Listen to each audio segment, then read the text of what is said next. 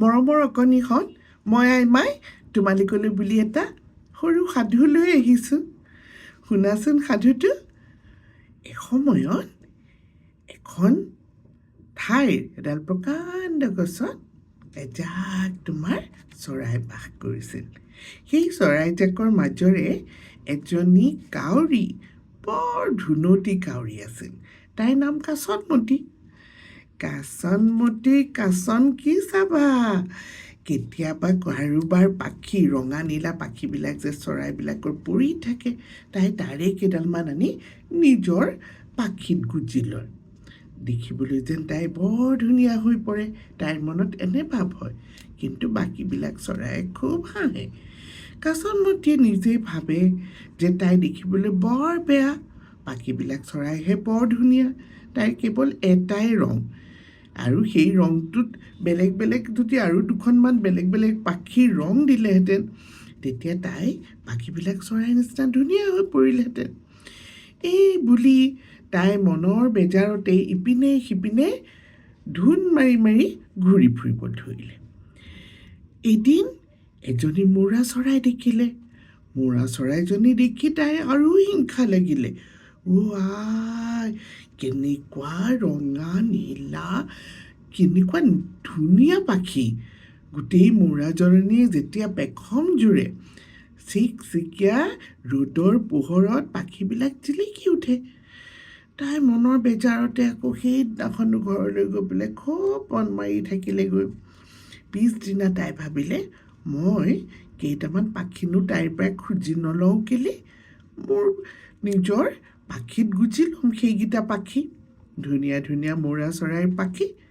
এই বুলি তাই মৌৰা চৰাইজনীৰ পৰা দুটামান পাখি খুজি আনি নিজৰ পাখিতে গোজ মাৰি ল'লে।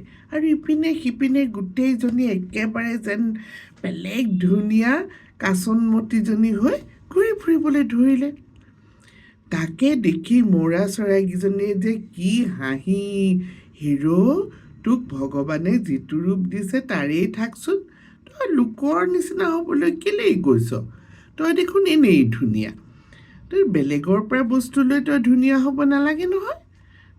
কাচনমতী, তোমালোকৰ হিংসা লাগিছে, মোৰ ধুনীয়া ধুনীয়া পাখিকেইখন দেখি তোমালোকৰ হিংসা লাগিছে। এই বুলি তাই আকৌ আঁতৰি আহিলে। অলপ পিছত কি হ'ল জানানে? তাই বোলে মই তহঁতৰ লগত নাথাকোঁ, এই বুলি তাই গৈ পেলাই তাই নিজৰ বন্ধু বান্ধৱ পৰিয়ালবৰ্গৰ ওচৰলৈ বুলি আগবাঢ়ি গ'ল। তাই যে কাউৰী অলপ সময়ৰ কাৰণে তাই পাহৰিয়ে আছিলে। আৰু সেই কাউৰীৰ পৰিয়ালবৰ্গই তাইক দেখি এনেকুৱা ভয় খালে, এইটো আকৌ কি চৰাই ওলাল, এই বুলি তাইক একদম ঠোঁটেৰে খুটিয়াই তাহাঁতৰ মাজৰ পৰা তাইক দূৰলৈ পঠিয়াই দিলে।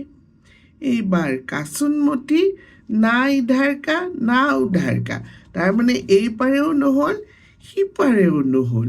তাই ধুনীয়া হ'বলৈ গৈ মৌৰাৰ জাকটোকো এৰিবলগীয়া হ'ল, ইপিনে তোমাৰ কাউৰী মানে নিজৰ পৰিয়ালবৰ্গৰ পৰাই বাহিৰ হ'বলগীয়া হ'ল।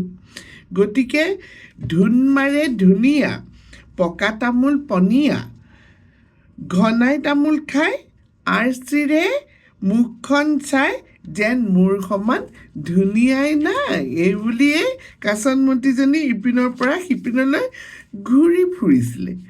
কিন্তু সেই ধুনেৰেতো কাম নিদিলে। গতিকে মানুহৰ বা চৰাই চিৰিকটি, জীৱ জন্তুৰ, গছ লতাৰ গুণেহে আচল পৰিচয় দিয়ে, হয়নে? গুণ নাথাকিলে নাই ধুন মৰা কাম, ফটুৱা ধুনৰ হয় এনে পৰিণাম। এই যে ফটুৱা ধুনবিলাক আমি আজিকালি কৰিবলৈ লৈছোঁ, হয়নে? সেইবিলাকেৰে আচলতে খন্তেকীয়া চকুৰহে সুখ দিয়ে, কিন্তু সেই ধুন শেষ হ'লে সকলো পানীৰ লগত মিহলি হৈ যায়। গতিকে আমি প্ৰথমতে গুণ অৰ্জন কৰি ল'ব লাগিব। সেই গুণেৰে, গুণ মানে বেলেগ বেলেগ ধৰণৰ গুণ থাকিব পাৰে, হয়নে? মই কাৰ কথা কৈছোঁ কোৱাচোন? কোনোবাই গান জানা, কোনোবাই নাচিব জানা, কোনোবাই বাদ্যযন্ত্ৰ বজাব জানা, কোনোবাই আঁকিব জানা, ভাল কবিতা আবৃত্তি কৰিব জানা, ভাল সাধুকথা ক'ব জানা, এইবিলাক বহুত বোৱা কটা নানান মানুহৰ মাজত গুণ থাকে। সেইবিলাকেৰে আচলতে আমি প্ৰথমতে পৰিচয় দিব লাগে। তাৰপিছতহে আমাৰ পিছৰ কথা আহে, যেনে ধোন পেচ। এতিয়াতো এই ছাত্ৰ অৱস্থাত আমাৰ ধোন পেচৰ কোনো প্ৰয়োজন নাই। এতিয়া হৈছে আমি জ্ঞান আহৰণ কৰিব লাগে, বেলেগ বেলেগ জ্ঞান। অকল পঢ়া শুনাৰ কথাই মই কোৱা নাই, আন বহুতো আছে আমাৰ জ্ঞান আহৰণ কৰিবলগীয়া। মইনাহঁত আমি সকলোৱে মিলি সেই জ্ঞানখিনি সময় থাকোঁতেই আহৰণ কৰি লোৱা উচিত। নহ'লে এতিয়াই যদি ধোন পেচ মাৰিবলৈ লওঁ, তেতিয়াহ'লে কি হ'ব? ডাঙৰ হ'লে আমাক কি কৰিব? নিজৰ জ্ঞাতি কুটুম বন্ধু বান্ধৱ সকলোৱেই ত্যাগ কৰিব। ঠিক আছে মোৰ মৰমৰ কণমানিহঁত, কুশলে থাকা।